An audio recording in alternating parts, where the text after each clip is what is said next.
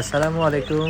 আশা করি সবাই ভালো আছেন। দেখতেই পাচ্ছেন মুরগির বাচ্চাগুলো প্রায় 11 দিন বয়স হয়েছে। 11 দিনের মধ্যে মাশাআল্লাহ খুব ভালো গ্রো হয়েছে এগুলো।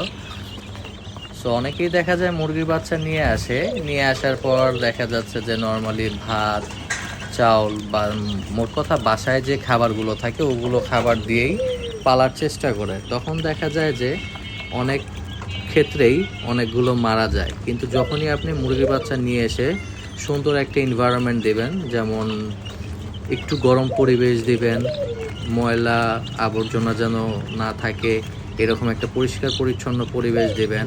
আর খাবার খাবার যদি আপনার মুরগির বাচ্চাকে প্রথম থেকেই শুরু করে প্রায় 15-20 দিন পর্যন্ত স্টার্টার ফিডটা দেন, সেক্ষেত্রে আলহামদুলিল্লাহ মুরগির বাচ্চার তেমন কোনো সমস্যা হয় না।